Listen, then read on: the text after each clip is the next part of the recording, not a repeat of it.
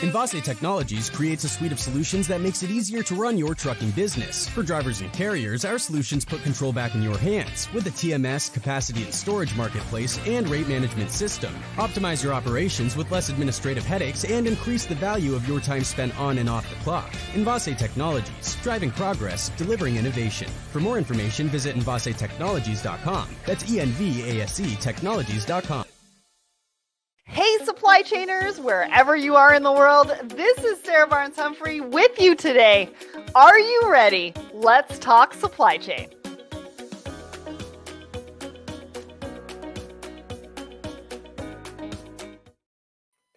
Good morning, everyone, and welcome to Thoughts and Coffee. I am coming at you live from my brand new studio space. I hope you like it. I'm very proud of it, and I'm excited for the show today. We're going to be talking all about AI. I feel like I've been talking about AI almost every single day for weeks, but we're going to get the lowdown on some terminology that you may not have heard about. Plus, we're going to learn more about Gather AI.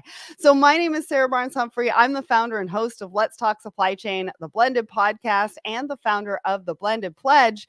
And we couldn't do this show without our show sponsors. So are you ready to find your people? If you're struggling to find a supply chain community of like-minded professionals where you can level up, network, learn about best practices from experts in supply chain, professional development, and marketing, look no further. We created the Secret Society of Supply Chain to provide a safe space, a community for everyone in supply chain. We offer unique opportunities for everyone to connect and grow in 3 distinct value-packed communities: the supply chainers, women in supply chain, and the creative room.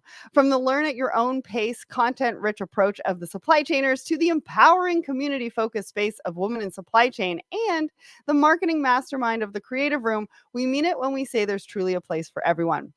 So head over to secretsocietyofsupplychain.com to explore which community was made for you. All right, let's talk about what's happening at Let's Talk Supply Chain this week. So we've got a brand new episode of our Woman in Supply Chain series, and it's with Lalitha from Oro Labs. Now go and take a listen to this. Her journey has been pretty fun, pretty incredible. And she talks a lot about her journey through tech, through supply chain tech, and how she became a co-founder, actually, of Oro Labs. So it's episode 405 wherever you listen to the show. So definitely go and check that out. All right. Live tomorrow at 9 a.m. is another episode of Relax Talks, and they are going to be talking about wholesale. Now, you're not going to want to miss this one, because if you are in retail and you're thinking about wholesale in a different way and how you can actually manage your supply chain, you want to be here. So go and click the attend button, because even if you can't attend live, we will send you the link to the recording so you don't miss a minute. And then on Monday, I'm going live talking about embracing cross-border markets with Polaris, why digitalization is key to scaling success. Now, you're not going to want to miss this as well, because there's a lot of cross-border that's happening between Canada and the US, and Polaris is the biggest company who's helping companies do that as well. So go and click the attend button. Even if you can't attend live, I will send you the link. And then next Wednesday, Christine Barnhart is going to be back with Supply Chain Unfiltered, talking about future-proofing FMCG supply chains through data centricity. Again, not one to miss. So click the attend button and we will let you know when we go live. Plus, I was just recently on the Modern Business Operations podcast, episode 93, a 30,000-foot view of the supply chain. So if you haven't gone to check it out, we're going to put the link in the comments. I really enjoyed talking to them about what's going on in supply chain and so much more. What else have we got? I think one more thing before we get to the guests. So last week I was in Miami for the 2024 Supply Chain Symposium, and I'm going to be talking a little bit today throughout the discussion, some of the things that I learned, because there was a lot of talk around cybersecurity. There was a lot of talk around what is happening in the economy within the US, and we had a lot of great shares. So To everybody who was there, it was so great to meet you. For anybody who wasn't there, you definitely want to be there next year. All right. So now it's time to bring up our guest for today. Sankalp, how are you? Good, Sarah. How about yourself? Great, great. I hear you're joining us from Pittsburgh. How's it over in Pittsburgh right now? Oh, it's just summer's just arriving, and there's beautiful spring in Pittsburgh. Everything's green, so we are we are living in times of regeneration in Pittsburgh. It's really good. Yes, we are doing the same here in Toronto. It's nice to see the sun shining. We're actually in double digits. No more snow, knock on wood. I mean, I know we're coming up to a long weekend, so maybe, but hopefully not. Why don't you tell everybody who you are and what you do? Oh yes, I'm Sankalp Arora, co-founder CEO at Gather AI, and we do autonomous inventory monitoring and asset tracking in warehouses, providing 15 times faster counts and real-time visibility on how your assets are moving using Nice. a fleet of autonomous drones. Well, and we're going to talk about that in just a minute because you've also got an announcement and all sorts of things. But before we do that, we actually poll the community every single Wednesday morning. And I want to go through these results with you because Gather AI gave us this question to ask the community. And so I want to get your thoughts on some of these results. So, the question that we asked everybody, what's your top inventory monitoring challenge? Now, anybody who's watching right now, you don't have to go to the poll, but you can leave a comment here and let us know which one you would have picked. So 64% of you said manual errors.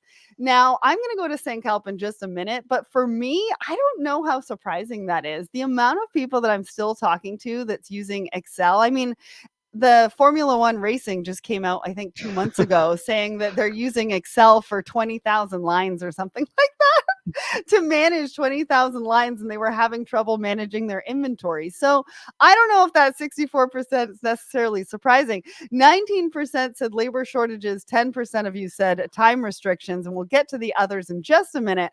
But Sankalp, what did you think about these results? Oh, it made so much sense and actually formed a core thesis of why we decided to solve this specific problem. And one could say it's about software. Softwares are not good enough, or you're Mhm. using old tooling. It's a hard job. It's a hard job when you have to find something in a facility that has 100,000 items in it. And Right. because you have to fulfill an order and you have to continuously scan and put away things. Mhm. So those people need as much help as we can get them. Absolutely. Now, we had some comments here. Rick said technology to assist in planning and decision report. Michael said data integrity and inadequate technology, which is what you're talking about. David said all of the above plus long, inconsistent, unreliable lead times. And Charles says sales unrealistic forecasting. What do you think of those? Because we didn't add. I mean, we've only got spots for three answers. I think a lot of it in supply chain has to do with, do you have true visibility on what your demand's going to be, what your supply is going to be, and what you Hmm. have in house? Yeah. And one would think that all of those things in this modern era of digitization would be digitized and you can just search all of those things. Hmm. That turns out that's not true because it's a hard physical process where people are going around on notepads or barcode scanners and figuring out where things are. Yeah, well, and also, I always talk about collaboration, and we kept the sign, everybody in the new studio.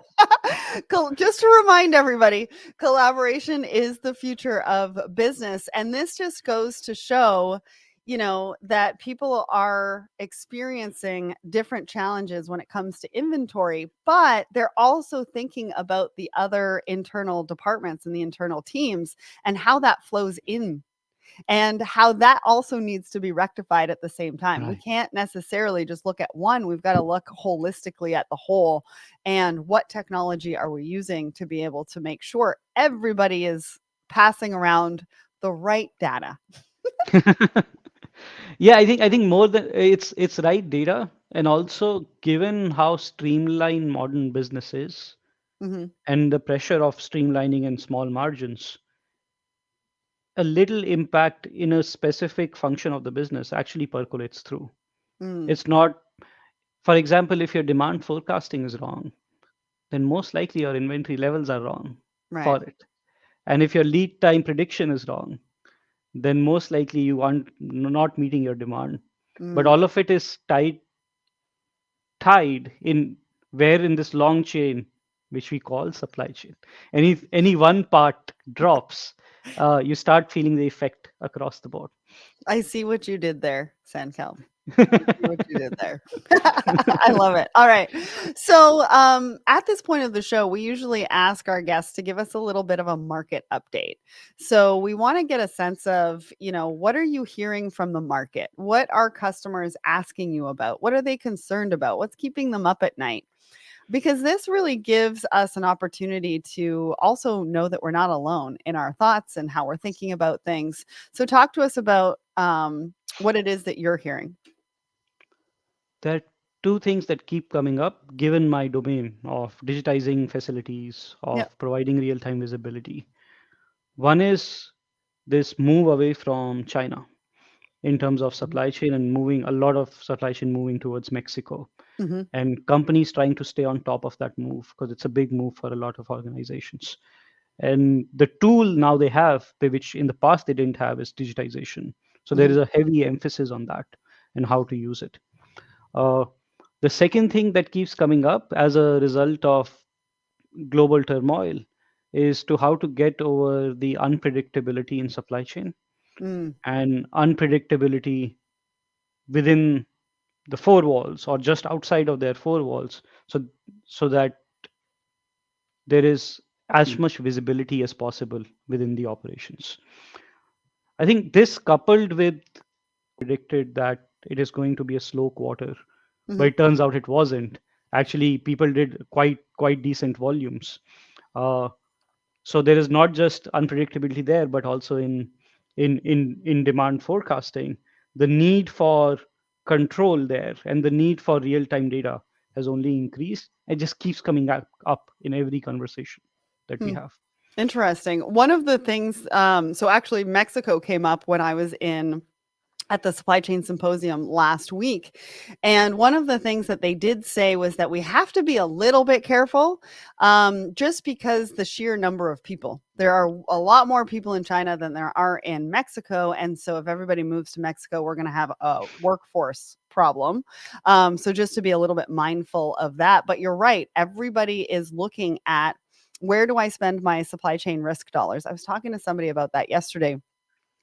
Where do we spend those risk dollars? And I mean, think about it. The supply chain is long, right? You've got sourcing all Mhm. the way to last mile. There is a ton of risk from start to finish. And so what are we going to do about that? And where are we going to focus? And how are we going to reshape our supply chains to work for us, to work for our company, to work for our brand? And what are we going to prioritize? Right? What are we going to prioritize when it comes to technology? One of the really cool things that also came out of last week was, somebody said, we were talking about cyber security. And somebody said, you can't expect all leaders to know everything about everything.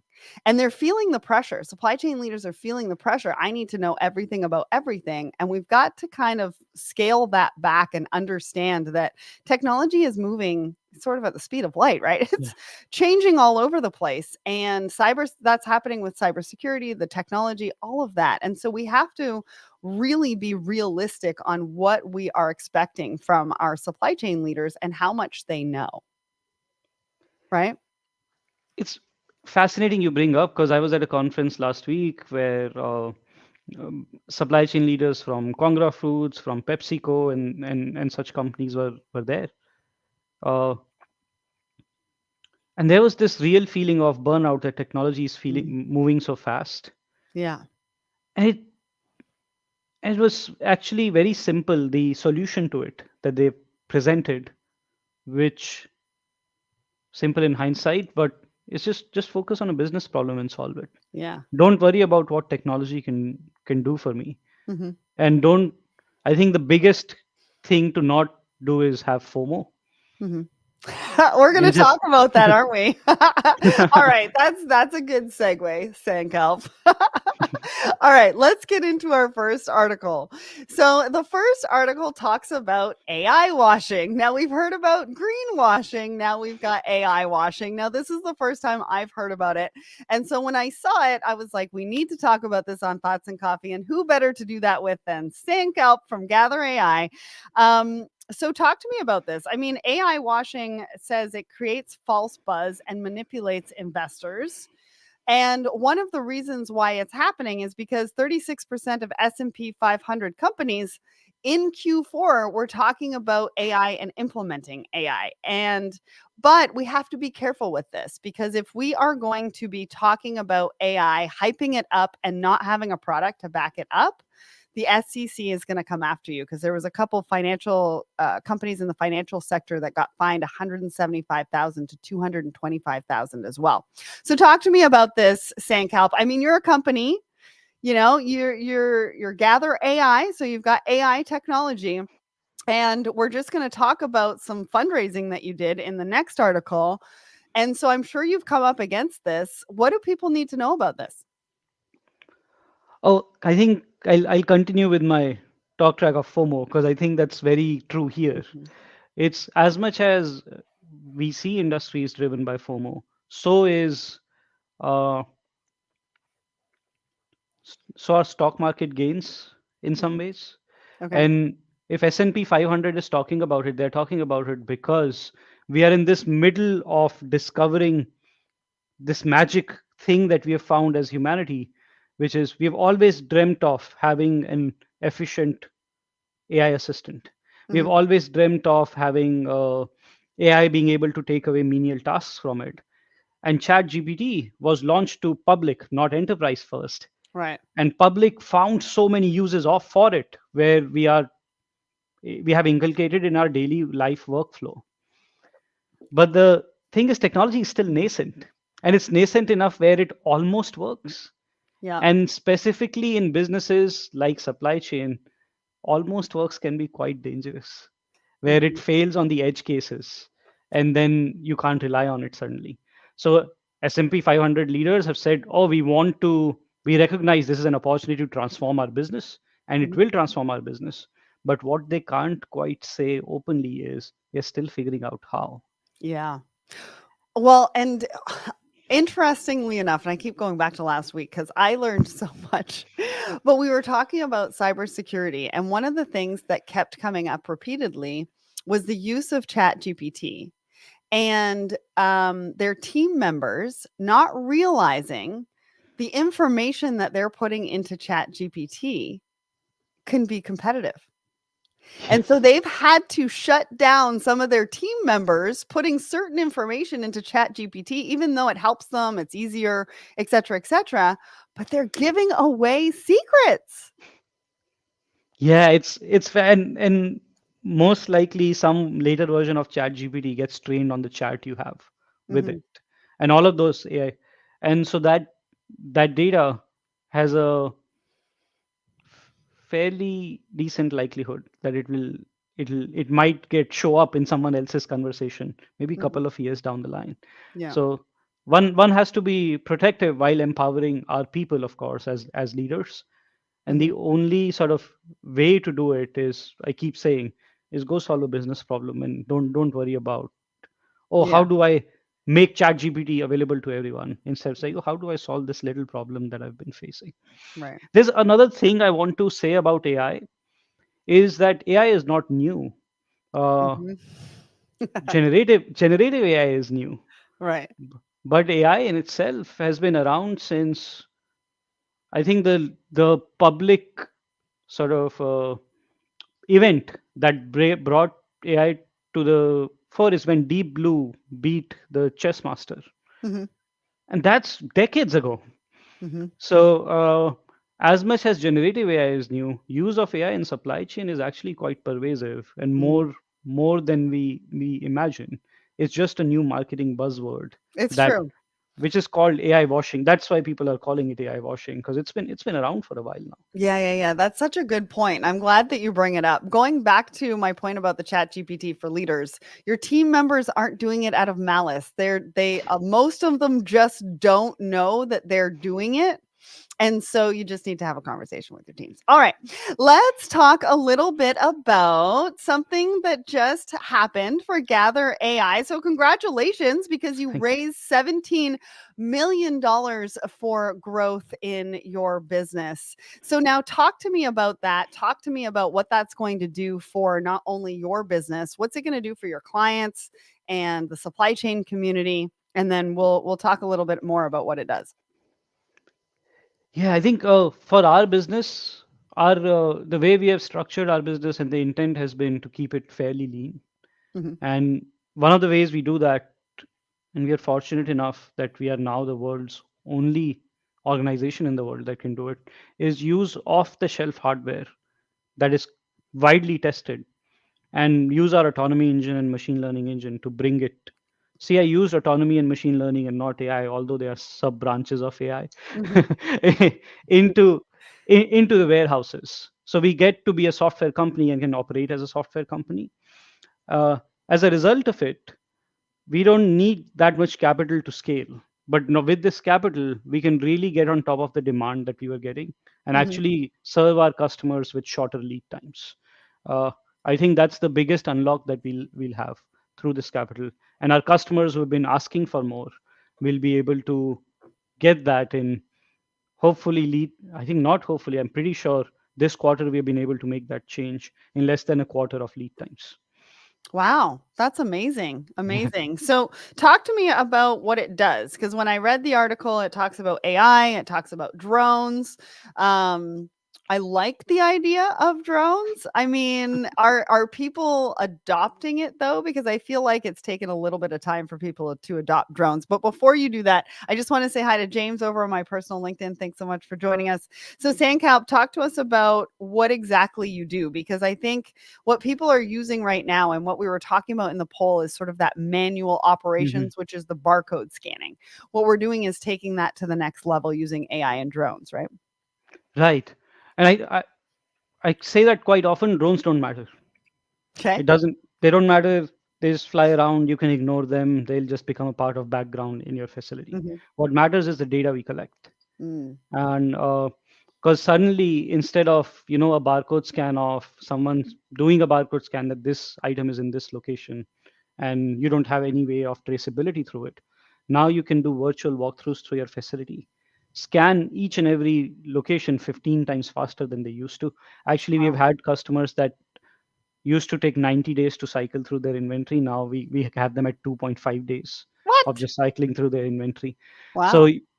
once you get this real-time visibility, you can decrease your cost of inventory accuracy because the drones fly around, take photos, and the magic happens after the photos are taken, where your inventory data, which is we can do barcode reads, do match it with text, match it with the SKU, do case counts, do occupancy, do empty, and suddenly you have all of these insights in real time in your facility.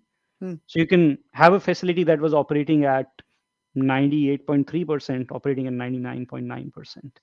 You have Wow. a facility that was spending a lot of time going to false empty locations because your WMS had empties wrong, but now your directed put away is way more efficient. In the end, what it impacts is you have a facility that actually can have increased ship rates and pick rates, Hmm. which really at the end of the day matters because that's what drives revenue. Yeah, absolutely. Now you have I saw a quote in that particular article from NFI. Can you talk to us a little bit about how you've worked with them and what that's looked like? Yes, actually, with NFI, it has been a really joyous partnership where there is a lot of underlying principles and values in which our orgs align. Uh, One of the reasons for me to start this company was I saw an opportunity where people are struggling on the floor, actually on the floor, trying to do their job, but and climbing on forklifts, being in unsafe environments just to scan and look at whether that item is there or not, and doing it day in and day out. And Hmm. it's just doesn't make sense. You're doing 60 pallets or 60 items in an hour. Whereas, and if I was like, oh, we really want to solve this problem and we want to make our people superhumans powered by robots, which is what we do. So suddenly there are people with powered with Gather AI robots are able to go from 60 pallets per hour to 900 pallets per hour. What? And 60 to 900?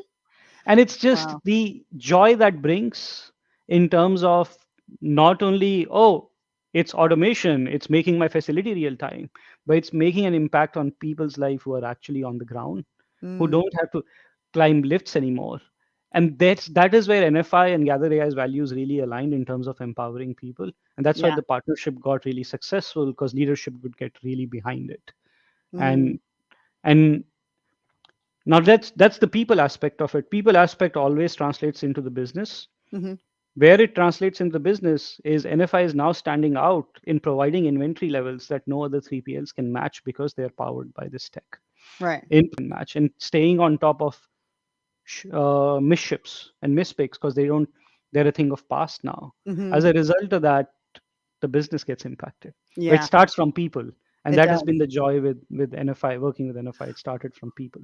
Well, and I like the story and the fact that your values aligned and they value the values and the conversation started around the people. Now, our third article is about workforce because a lot of people are talking about digitalization and shipping, freight, and logistics. But what's the human side? What's the human impact? So, in this article, they talk about global trade in 2023 being worth $31 trillion. Mhm. Wow. Um, and digitalization really is an opportunity for growth and development for workforce, but it really happens with the leaders and it happens with the intentionality behind the training. Because what they're saying is that we need to not only just train them on the technology, we need to train them in critical thinking, problem solving, and adaptability. So, talk to me about this article. What did you think? What were some of the key points that sort of stood out for you? I think, and this might be a bit controversial, but I'll say it. I think article is talking about tools that are a little bit in the past, Okay. where you need a lot of training to use those tools, where you need a lot of oh, I need to sit down there and understand how to use Excel formulas to be able to use Excel. Right. I think modern tooling and modern technologies made it easy enough, if the tool is designed right, where you just need to spend a couple of hours with it, and Hmm. you can solve the problems that you want to solve as an operator, as a person on the ground. uh, the reason I say that is, tools in the past required that much training because there's limited intelligence that you can build into the tool. Mm-hmm. But with modern advents of, when I say modern, I should say uh, post Gen AI or post computer vision enablement. Mm-hmm. Your tools can be just as intuitive as using a cell phone, Right. and you can derive value from that. Because Mm-hmm. I actually quite differentiate from, oh, you need to teach people critical thinking. People who've been walking that floor every day and understand your operations in and out because they live it, Mm-hmm. don't need to know what problems need to solve. They know what problems need to be solved. They just need to be empowered with the right tooling. They can intuitively Mm. solve those problems. Fair point. Fair point. And So I think something else that came up in this article too, and that I don't think will go away is continuous learning. yes. And I don't know if we necessarily do it very well because if we think about conferences, right? There's only a certain people within the team that actually get to go to conferences and things like that. And I think that's kind of where we falter in a continuous learning environment. I think all of the team would benefit from a variety of different conferences on a regular basis, which in turn will help the businesses. And one example I have was being at the Coupa conference recently, talking to their clients. Their clients were like, we went to this conference to learn from the other clients of Mhm. where they are in their journey, what that's looked like, all that kind of stuff. And so I feel like when we talk about continuous learning, we have to talk about that aspect. How are you getting your team together with other people within like a Gather AI customer, right? Two Gather AI customers talking about what worked, what didn't work, where they are in where they're at in the journey, what they need to implement next from where they are now, learning from their mistakes, right? I think is really, really important. And I don't think it's something that we talk about a lot with technology. That is so true. And my experience has been that people want to learn Yeah. across the, it's people want to learn. They're just looking for that structure.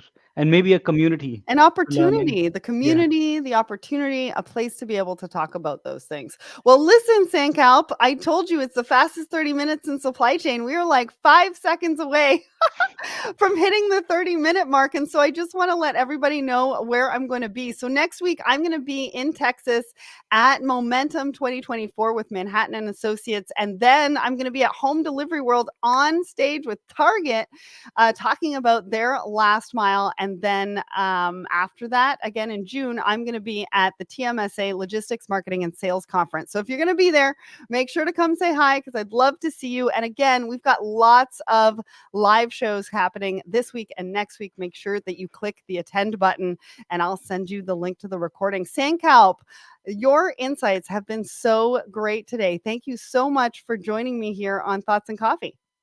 Oh, such a pleasure. Thank you for having me. Have a